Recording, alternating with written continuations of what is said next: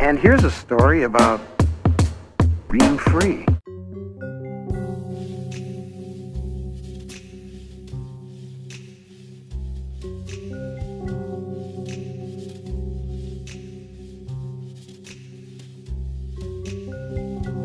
L'association, elle date de 79, elle a commencé avec un groupe de femmes qui faisaient de la gym. Et puis ceux qui veulent, on a gardé une section rando à partir du mois de mai. Parce que Yannick a ajouté les lectures au milieu de la rando, c'est très sympa. C'est toujours en relation avec la nature ou avec ce qu'on découvre, les saisons. On y va ?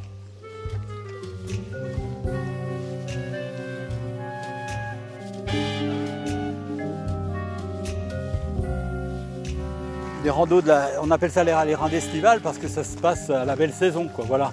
On le fait à l'heure qu'il est, entre 20h et 22h, 22h30, parce que la lumière du jour nous permet de marcher dans de bonnes conditions. Ouais. Voilà, donc on le fait du début de mai jusqu'à la fin de juillet.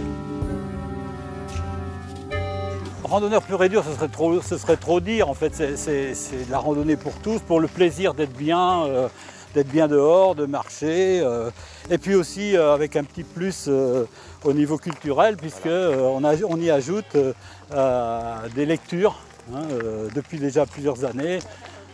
C'est l'occasion, au moment des pauses, de découvrir un auteur ou de voyager avec un auteur, qui se situerait plutôt dans une mouvance un peu poétique, quoi, voilà. Oui. Pas forcément local, mais un peu quand même lié à un terroir, à une histoire. J'ai déjà lu aussi dans une plaquette Pays de la Loire et aussi Bretagne des auteurs effectivement, du secteur au sens large. Voilà.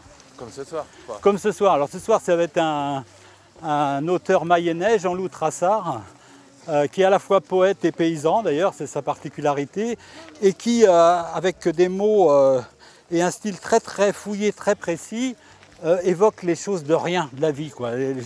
Les objets de rien, les objets un peu négligés, tout ce qu'on ne voit pas et qui font effectivement le sel de la vie si on sait les regarder, quoi. Jean-Loup Trassard, dont on parle à l'instant, là, ça a cette particularité de raisonner dans l'histoire personnelle de chacun. Non seulement dans le passé rural d'une manière générale, mais dans l'histoire personnelle, c'est-à-dire son rapport à son enfance, aux adultes, etc. Quoi. Ça c'est intéressant, je trouve. Et ça, c'est pas forcément facile pour les gens de parler de ça. Mais ils disent qu'ils ressentent bien que ça parle pour eux, quoi. Voilà, en gros, ça parle pour eux.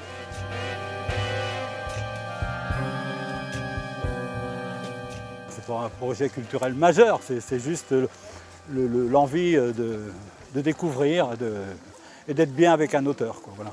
Il y a une envie, que je dirais un peu croissante, des gens d'adopter ce style de découverte ou de plaisir simplement. Hein.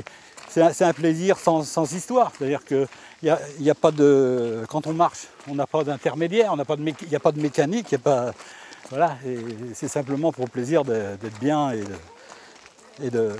sans être dans l'intensif, quoi. Voilà, c'est pas du tout intensif, c'est pas. Voilà. Ah, on a des gens très très fidèles. Hein. Ah oui, vraiment très fidèles. Depuis de nombreuses années, et chaque année, sur l'ensemble des 3 mois, parce qu'en gros ça dure 3 mois. Alors, dans ce type, je viens de parler de la boulangerie, du fournil, etc.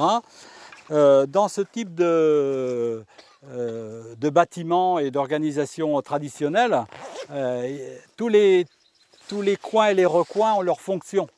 Et c'est ce qu'a bien repéré notre auteur Jean-Loup Trassard, qui a déjà, on l'a vu, parler à la fois de la vieille serre abandonnée, je ne sais pas si je l'ai lu encore, mais aussi des clôtures dans la vallée, d'un certain nombre, ou de la cabane de l'enfant solitaire, ça on verra ça plus tard.